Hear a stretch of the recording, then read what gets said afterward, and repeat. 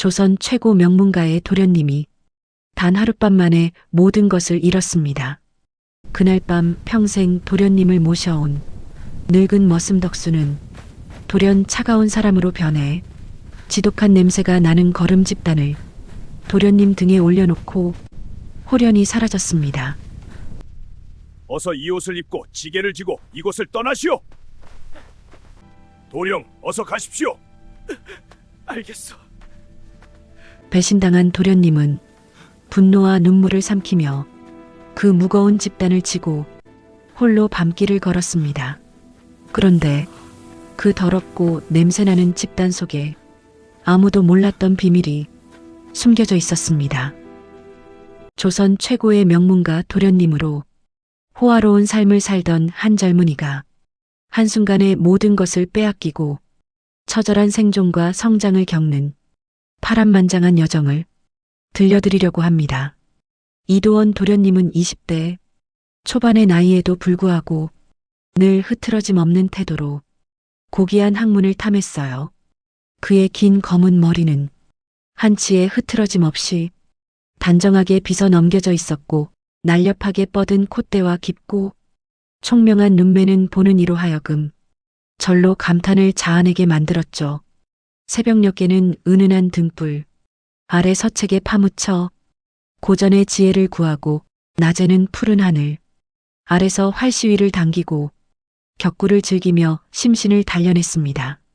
저녁에는 방 안에 울려 퍼지는 가야금 소리에 맞춰 시를 읊는 것이 그의 평화로운 일과였어요.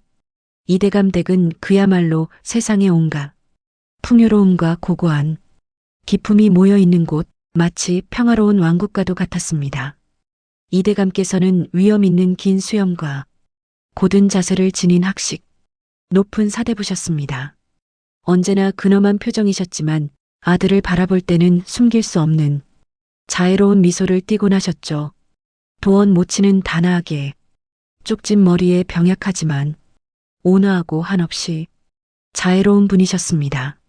따뜻한 눈길과 부드러운 목소리로 집안의 화목을 지키셨어요. 집안에는 늘 웃음꽃이 피어났고 이도원은 귀하디 귀한 아들로 사랑받으며 세상의 어떤 부족함도 모른 채 자랐습니다. 그의 세상은 섬세하고 견고한 비단처럼 아름답고 완벽해 보였습니다. 그러나 그 평화는 마치 깨지기 쉬운 유리 세공품과도 같았어요. 어느 고요한 밤 칠흑 같은 어둠이 온 세상을 뒤덮고 있을 때였습니다.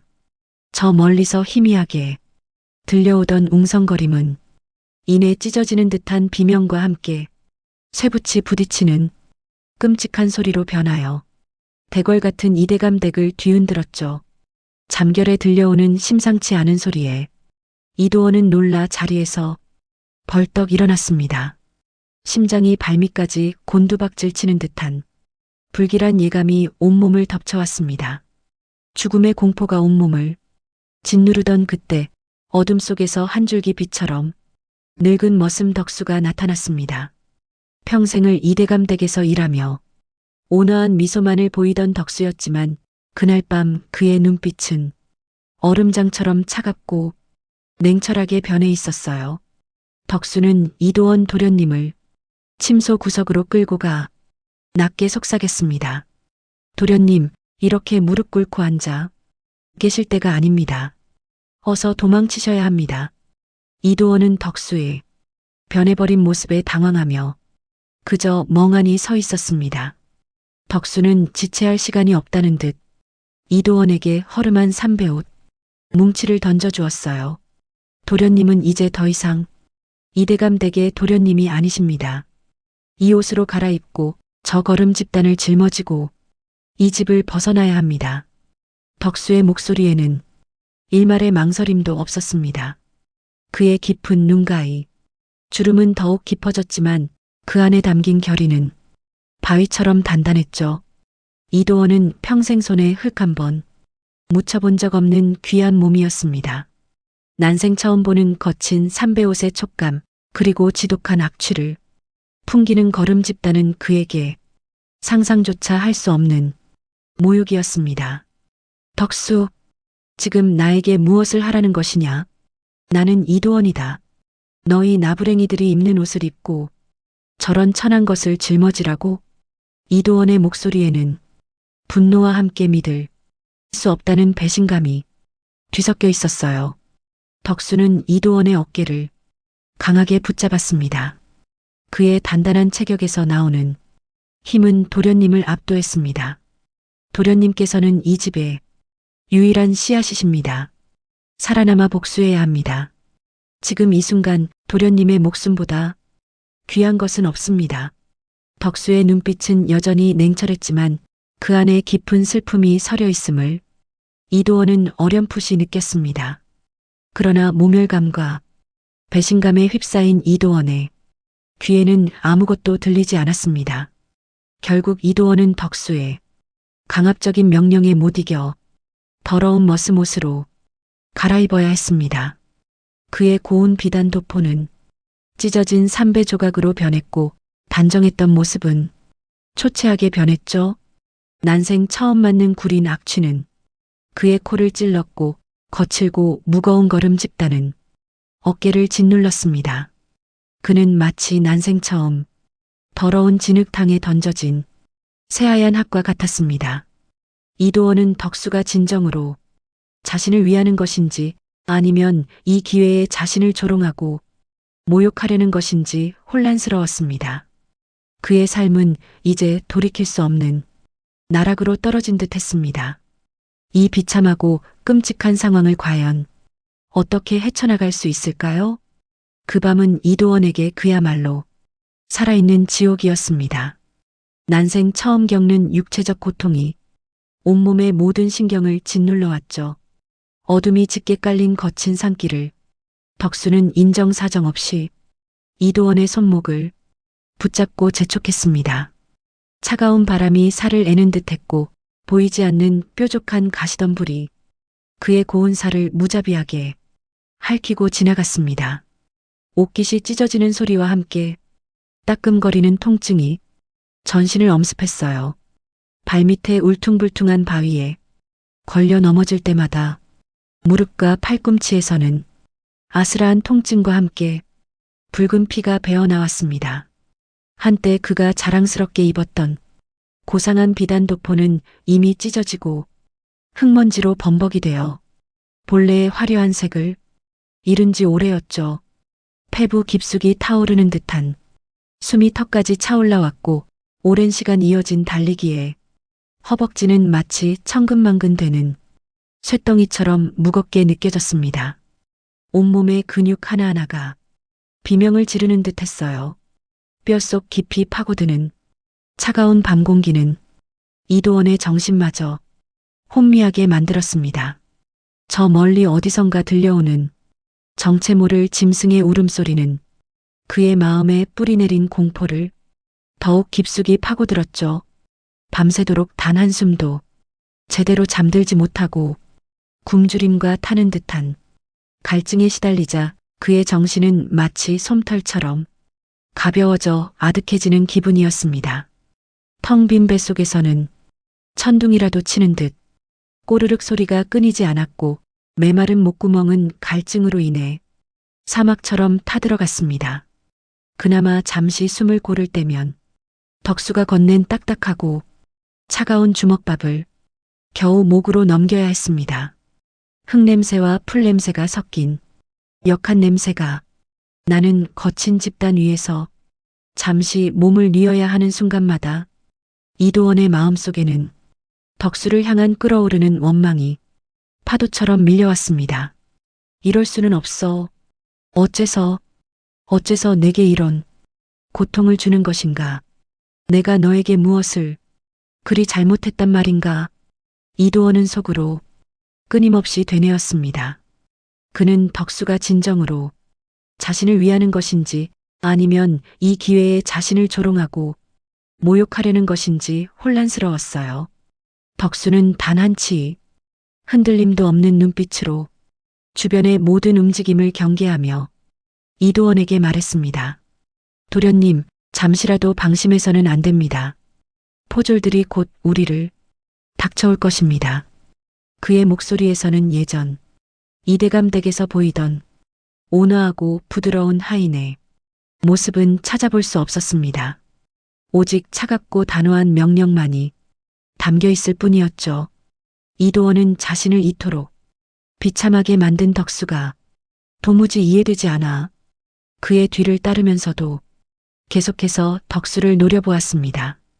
양반으로서의 고귀한 기품과 자존심은 이미 흙먼지와 함께 바닥에 떨어져 산산조각 났지만 그는 오직 살아야 한다는 본능적인 욕구 하나로 필사적으로 발걸음을 옮겼습니다. 그렇게 발을 질질 끌며 한 발 한 발 힘겹게 걷고 있던 그때였습니다. 멀리서 마치 사냥개들이 짖는 듯한 소리가 섬뜩하게 들려왔고 이내 저기 있다.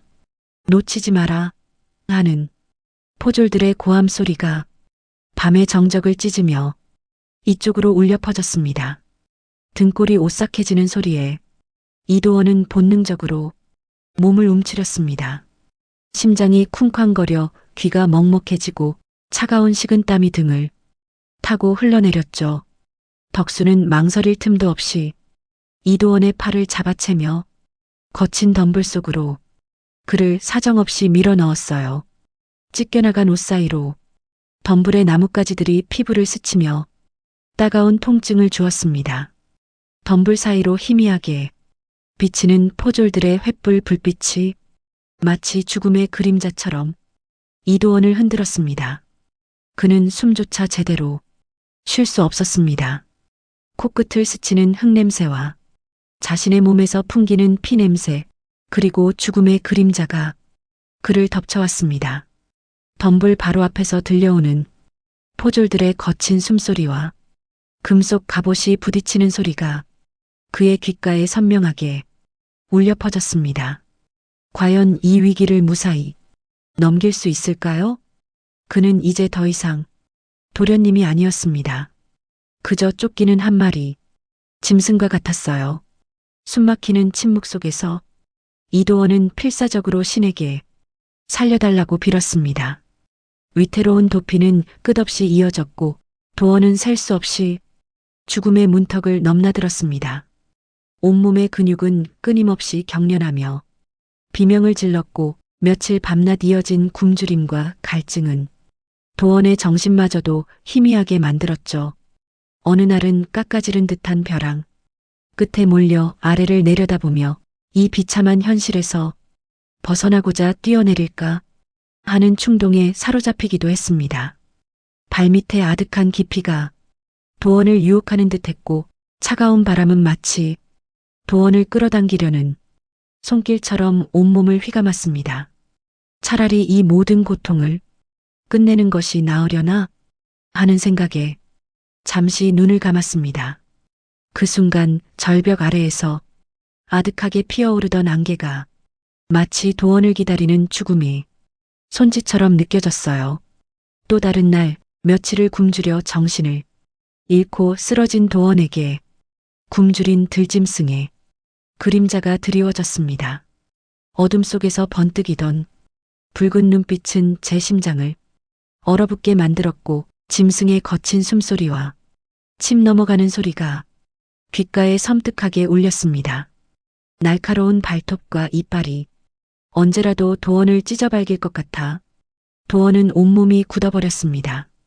풀 한 포기조차 찾아보기 힘든 메마른 땅에서 하루하루가 생존을 위한 처절한 몸부림이었어요. 매 순간이 죽음과의 싸움이었죠. 차디찬 바닥에 쓰러져 겨우 잠이 들면 꿈속에서는 늘 화려했던 양반가의 도련님으로 돌아가 있었습니다. 따스한 온돌방에서 김이 모락모락 나는 진수성찬을 맛보고 부드러운 비단옷을 입은 채 벗들과 담소를 나누며 환하게 웃는 제 모습이 선명하게 보였어요. 은은한 매화향이 가득했던 서재, 붓을 잡고 사군자를 그리던 평화로운 시간들이 주마등처럼 스쳐 지나갔습니다. 병약했지만 늘 온화한 미소를 짓던 어머님의 고운 손길이 제 이마를 쓸어주던 감촉, 근엄하면서도 자애로웠던 아버지의 목소리가 귓가에 생생하게 맴돌았습니다. 도원은 꿈속에서만큼은 모든 고통과 비참함을 잊고 한없이 행복했습니다. 하지만 눈을 뜨는 순간 도원의 눈앞에 펼쳐지는 것은 찢어진 삼배옷과 흙투성이 손, 그리고 도원을 짓누르는 차가운 현실의 무게뿐이었습니다. 꿈과 현실의 간극은 도원을 더욱 깊은 절망에 구렁텅이로 밀어넣었어요. 내가 살아온 삶은 대체 무엇이었을까? 이렇게 허무하고 무의미한 것이었단 말인가? 도원은 깊은 회의에 잠겼습니다. 고귀하다고 여겼던 학문도, 위험 있다고 믿었던 가문의 이름도 지금 제 목숨 하나 구할 수 없었습니다. 배고픔과 추위, 그리고 시시각각 다가오는 죽음의 위협 앞에서 제가 배웠던 모든 지식은 한낱 휴지 조각에 불과했어요. 한낱 머슴만도 못한 비루한 존재가 된 제 자신을 보며 양반으로서의 삶이 얼마나 허울 뿐이었는지 뼈저리게 깨달았습니다. 제가 누렸던 모든 영광과 존경은 저라는 사람 자체가 아닌 이대감댁 도련님이라는 신분에서 비롯된 것이었으므요. 도원은 그저 신분이라는 화려한 껍데기 속에 갇혀 살았던 꼭두각시였을 뿐이라는 생각이 들었습니다. 제 안에는 아무것도 없었습니다. 그저 공허함만이 가득했죠. 문득 따스한 햇살 아래 너털웃음을 짓던 덕수의 모습이 파편처럼 스쳐 지나갔습니다. 어린 시절 제가 읽던 책 옆에 앉아 작은 목각 인형을 깎아주며 도련님은 싹이 남다르십니다. 분명 큰 인물이 되실 겁니다라고 덕수가 인자하게 말해주던 기억이 선명했습니다. 매년 제 생일이면 직접 만든 작은 목각 인형을 선물하며 환하게 웃던 덕수의 얼굴이 떠올랐습니다. 그 시절 덕수는 제게 가장 따뜻하고 믿음직한 버시자 어른이었어요. 그는 언제나 도원의 편이었고 도원을 진심으로 아껴주는 몇 안 되는 사람이었습니다. 하지만 지금의 덕수는 그때의 그가 아니었습니다. 그의 눈빛은 얼음처럼 차가웠고 목소리에는 감정이라고는 찾아볼 수 없었죠.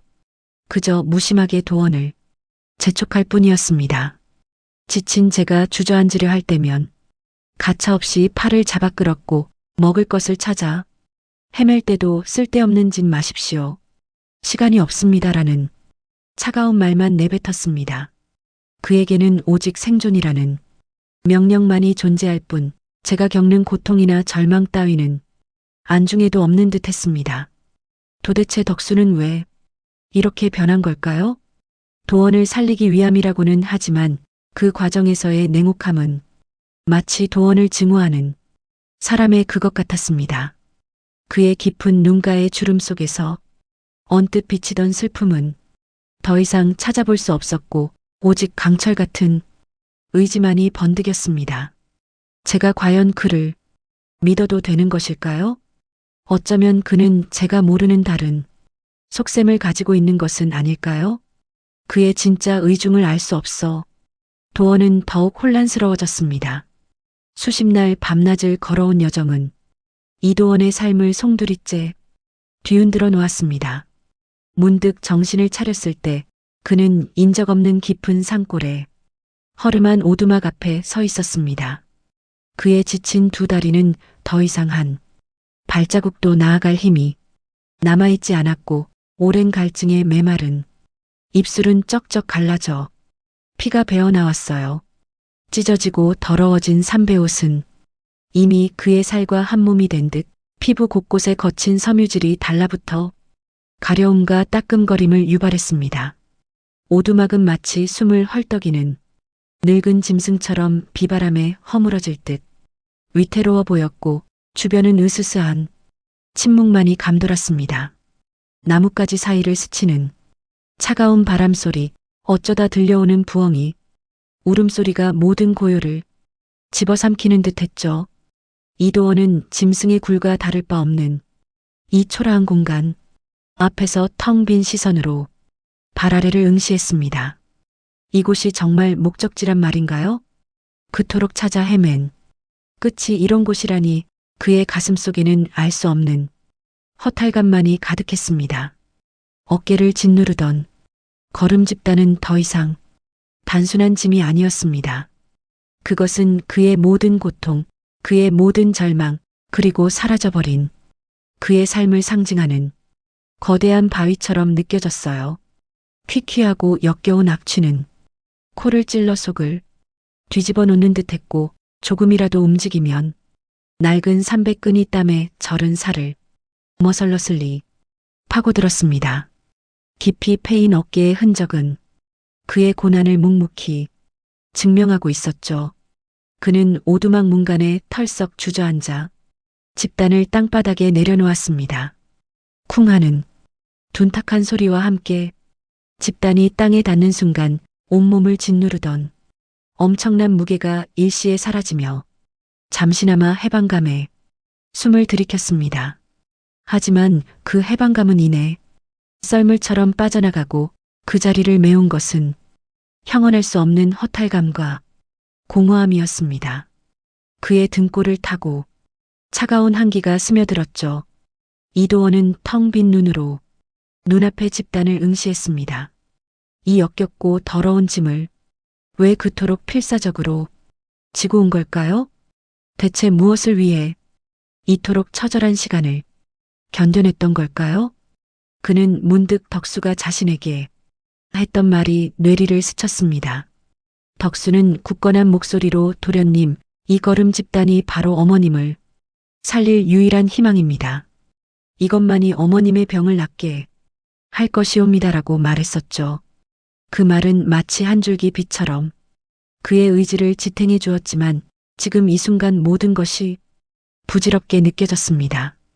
어머니의 병세가 깊어진 지 오래 이미 죽음의 문턱을 여러 번 넘나들었을지도 모르는 일입니다. 설령 살아계신다 한들 이 험한 여정 끝에 정말 어머니를 만날 수나 있을까요? 이 오두막에서 어머니를 만난들 이미 모든 것을 잃어버린 자신의 모습으로 무슨 희망을 드릴 수 있을까요? 이런 고통을 겪으면서까지 이렇게 비참한 모습으로 살아야 할 이유가 있을까 하는 깊은 회의감에 사로잡혔습니다. 살아야 할 이유를 찾지 못한 채 그저 숨만 쉬고 있는 자신의 존재가 너무나도 무의미하게 느껴졌죠. 그의 눈은 초점을 잃었고 눈앞의 모든 풍경이 뿌옇게 흐려지는 것만 같았습니다. 차가운 산바람이 그의 땀과 흙먼지로 얼룩진 뺨을 스쳤고 그는 서서히 눈을 감았습니다. 지난 모든 순간들이 주마등처럼 그의 의식 속을 빠르게 스쳐 지나갔어요. 비단 옷을 입고 서책을 읽던 명문가 도련님 이도원의 모습, 따뜻한 솜니불 속에서 잠이 들고 향기로운 차를 마시던 평화로운 나날들, 그리고 그 모든 것을 한순간에 잃고 나락으로 떨어진 지금의 비참한 현실, 극과 극을 오가는 삶의 궤적이 그의 가슴을 찢어 놓았습니다. 그는 처음으로 이 모든 것을 포기하면 어떨까 하는 충동에 휩싸였습니다. 이 집단을 이대로 버리고 그저 이 외딴 곳에서 모든 것을 놓아버린다면 모든 고통이 끝날 것만 같았어요. 더 이상 쫓길 필요도, 더 이상 고통스러워할 필요도 없을 것이라는 달콤한 유혹이 그의 마음을 파고들었습니다. 그의 손이 마치 텅 비어버린 삶의 마지막 희망을 놓아버리려는 듯 천천히 집단 위로 뻗어갔습니다. 그의 손가락 끝이 거친 집단에 닿을 듯 말 듯 위태롭게 흔들렸습니다. 과연 그는 이 집단을 버리고 모든 것을 놓아버릴까요? 아니면 벼랑 끝에서 다시 한번 삶의 끈을 부여잡을 수 있을까요? 포기라는 단어가 혀끝에서 희미하게 맴돌던 그때였습니다. 모든 것을 내려놓으려던 도원은 지쳐버린 손가락 끝으로 집단의 거친 삼배를 무심코 더듬었어요. 지난 수십 날 도원의 어깨를 짓누르던 이 짐을 마지막으로 놓아버리려는 순간이었죠. 제 손끝은 마치 마지막 안간힘을 쓰듯 집단의 가장 깊숙한 곳을 헤집고 있었습니다. 그런데 그 순간 제 손끝에 느껴지는 감각이 이상했습니다. 집단 깊숙한 곳, 마치 무엇인가가 숨겨진 듯한 미묘한 빈 공간, 살짝 튀어나온 부분이 희미하게 스쳤습니다. 도어는 잠시 멈칫했습니다. 피로에 절어 흐릿해진 시야, 찢어진 귓불을 때리는 차가운 산바람 소리 속에서 이것이 꿈인지 현실인지 분간할 수 없었습니다. 그저 이 험난한 여정 속에서 지친 심신이 만들어낸 헛것일까 아니면 차가운 산바람에 스치는 환청일까 하고 말이죠. 모든 감각이 무뎌진 도어는 아무것도 확신할 수 없었습니다. 하지만 손끝에서 느껴지는 미약한 진동은 분명했습니다. 집단의 거친 섬유 속에서 느껴지는 단단하고 이질적인 감촉, 도원의 심장이 다시금 요동치기 시작했습니다. 죽은 듯 잠자고 있던 심장이 쿵쿵 하고 희미하게나마 박동을 재개하는 듯한 느낌이었죠. 도원은 온몸에 남은 기력을 끌어모아 집단을 감싸고 있던 낡고 질긴 새끼줄을 더듬어 풀기 시작했습니다. 오랜 세월의 풍파를 견뎌온 듯 사가서 끊어질 듯 하면서도 끈질기게 버티는 새끼줄이 원망스럽기도 했지만 도원은 한 올 한 올 조심스럽게 그리고 필사적으로 풀어냈습니다. 손톱 밑이 찢어지고 피가 배어나왔지만 도원은 아픔조차 느낄 수 없었습니다. 오직 그 안에 숨겨진 무언가에 대한 막연한 기대감만이 도원을 움직이게 했죠. 마침내 묶음이 풀리자 안쪽에 덧대어 고정된 또 다른 삼배 조각이 드러났습니다. 집단 특유의 퀴퀴한 냄새 속에서 희미하게 풍겨오는 약재 냄새가 제 코를 스쳤습니다. 쿵, 심장이 천둥처럼 귓가에 울렸습니다. 제 심장이 이렇게 크게 뛰고 있다는 사실조차 새삼스러웠어요. 오랜 시간 절망과 무기력에 갇혀있던 제 심장이 이렇게 격렬하게 반응하고 있다는 것에 저 스스로도 놀랐습니다. 도원은 조심스럽게 그 삼배 조각을 뜯어냈고 흙먼지와 함께 마침내 작은 목함 하나와 두루마리 하나를 발견했습니다. 흙과 먼지에 뒤덮여 그 존재조차 알아보기 힘들었던 작은 물건들이었습니다. 그토록 평범해 보이던 집단 속에 이런 것들이 숨겨져 있었다니 도원의 눈은 휘둥그레졌습니다. 떨리는 손으로 목함이 낡은 걸쇠를 열었습니다. 작은 나무 상자가 삐걱이는 소리를 내며 열리자 안에서 영롱한 빛을 뿜는 산삼 한 뿌리가 눈에 들어왔어요. 마치 살아있는 생명체처럼 꿈틀거리는 듯한 기운이 느껴졌습니다. 뿌리 사이사이에는 금방이라도 달아날 듯 생생한 기운이 감돌았고 그 옆으로는 귀하디귀한 약재들이 가득 담겨 있었습니다. 심장이 멎는 듯한 기분에 도원은 할 말을 잃었습니다. 병약하신 어머니를 살릴 수 있는 유일한 희망이 바로 이 안에 있었던 겁니다. 덕수가 어머님을 살릴 희망이라고 말했던 그 걸음 집단 속에 정말 희망이 있었던 것이죠. 그리고 도원은 떨리는 손으로 두루마리를 펼쳤습니다. 삭은 종이에서 풍기는 오래된 묵향이 코끝을 간지렸습니다. 섬세하지만 힘있는 필체로 기록된 빽빽한 글자들이 눈에 들어왔어요. 그것은 단순한 장부가 아니었습니다. 몰락한 이씨 가문에 숨겨진 재산을 되찾을 수 있는 은밀한 단서와 증거들이 빼곡히 적혀 있었습니다. 토지 문서에 숨겨진 위치, 가별초가 지키고 있던 은밀한 금고의 좌표, 심지어 조정 대신들의 비리가 상세히 기록된 비밀 장부까지 모든 것이 너무나도 정교하게 그리고 치밀하게 계획되어 있었습니다. 한순간에 모든 것을 잃은 줄 알았던 제가 이 모든 것을 되찾을 수 있는 열쇠를 쥐게 된 것이었습니다. 절망의 끝에서 마주한 한 줄기 빛이었습니다. 도원은 숨을 헐떡였습니다. 이 엄청난 정보의 무게가 도원의 어깨를 다시금 짓누르는 듯 했습니다. 하지만 이번에는 절망의 무게가 아니었습니다. 그것은 희망의 무게였습니다. 그제야 도원은 모든 것을 이해할 수 있었습니다. 덕수 영감의 매서운 눈빛, 제게 쏟아지던 차가운 질책들, 그리고 어둠 속에서 도원을 향해 재촉하던 그의 냉정한 목소리까지, 그 모든 것이 도원을 살리고 이 가문을 다시 일으키기 위한 덕수의 처절한 충심이었음을요. 그는 제가 나약해지지 않도록, 어떤 순간에도 포기하지 않도록 채찍질하고 있었던 것입니다. 도원을 향한 그의 냉혹함은 사실 그가 도원을 얼마나 깊이 아끼고 있었는지를 보여주는 간절한 외침이었던 겁니다. 그가 낡은 집단을 건네며 이것만이 어머님을 살릴 유일한 희망입니다라고 말했던 그 순간의 눈빛이 떠올랐습니다. 그 눈빛에는 슬픔과 함께 흔들리지 않는 굳건한 믿음이 담겨 있었어요. 도원은 덕수에게 너무나도 미안했습니다. 그를 의심하고 원망했던 도원의 어리석음을 통감했습니다. 그는 처음부터 끝까지 도원의 편이었고 이 가문을 지키기 위해 자신의 모든 것을 걸었던 충신이었던 겁니다. 그는 도원을 강하게 만들기 위해 일부러 자신에게 기대지 못하도록 냉정하게 굴었던 것이었습니다.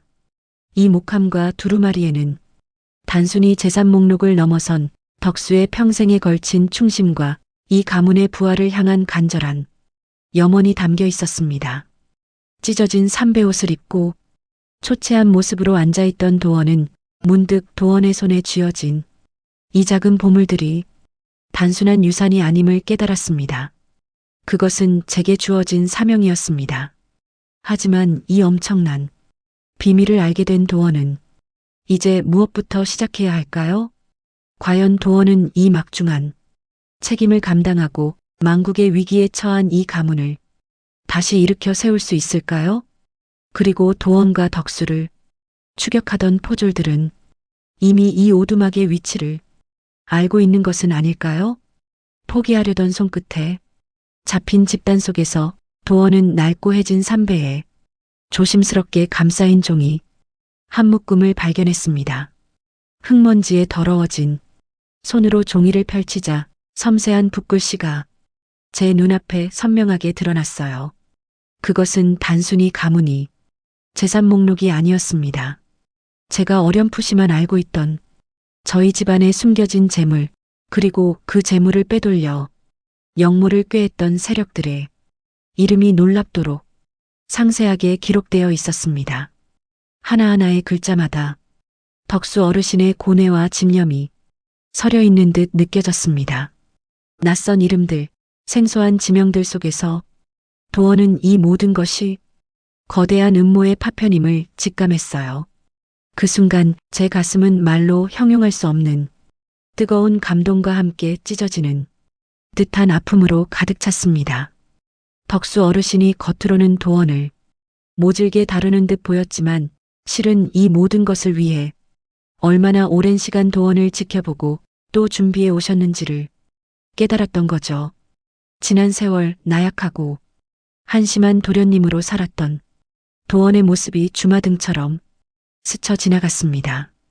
도원은 그때마다 덕수 어르신에게 얼마나 많은 상처를 드렸을까, 얼마나 그의 깊은 마음을 헤아리지 못했을까 하는 회한에 잠겼습니다. 굳게 담은 입술, 새로 뜨거운 눈물이 새 없이 흘러내렸습니다. 더 이상 도원은 과거에 철없던 이도원이 아니었습니다. 숱한 고난과 역경 속에서 몸은 비록 고달팠지만 도원의 정신은 단단하게 벼려지고 있었어요. 그의 눈빛은 이제 어둠 속에서도 길을 찾을 듯한 결연한 빛으로 이글거렸습니다. 제 손에 들린 이 비밀 장부는 단순한 종이 뭉치가 아니었습니다. 그것은 도원을 향한 덕수 어르신의 마지막 유언이자 제가 반드시 완수해야 할 숙명과도 같았습니다. 도원은 덕수 어르신이 남긴 이 비밀 장부를 토대로 가문의 재산을 되찾기 위한 치밀한 계획을 세우기 시작했습니다. 이것은 단순한 복수가 아니었습니다. 탐욕스러운 자들에게 빼앗긴 것을 제자리로 돌려놓고 억울하게 죽어간 수많은 이들의 한을 풀어주기 위함이었습니다. 도원의 부모님뿐만 아니라 가뭄과 함께 쓰러져간 모든 이들의 영혼을 달래는 일이기도 했습니다. 가장 먼저 해야 할 일은 병 안으로 침상에 누워 힘들어하는 어머니에게 약재를 보내는 것이었어요. 이 작은 산삼한 뿌리가 당장 큰 도움이 되지는 못하겠지만 어르신의 마음과 도원의 간절한 염원이 어머니에게 닿기를 바라는 마음뿐이었습니다. 어르신의 가르침대로 도원은 밑바닥부터 세상을 살아가는 법을 배우기 시작했습니다. 허름한 오두막에 몸을 의지하며 해가 뜨면 깊은 산속을 헤매며 약초를 캤습니다. 이름 모를 약초들을 하나하나 익히고 독초와 약초를 구별하는 법을 배웠어요. 밤이 되면 엮어둔 집신을 메고 수십 리 길을 걸어 장터에 나갔습니다. 처음에는 어색하고 서툴렀지만 좌판에 앉아 직접 캔 약초와 산나물을 팔며 사람들의 사는 이야기를 들었습니다. 사꾼들과 허물없이 이야기를 나누고 물건값을 깎는 아주머니들의 억척스러움 속에서 도원은 제가 몰랐던 세상의 단면을 보았습니다. 손에는 셀 수 없는 물집이 잡혔고 어깨는 마치 부서질 듯 아팠습니다.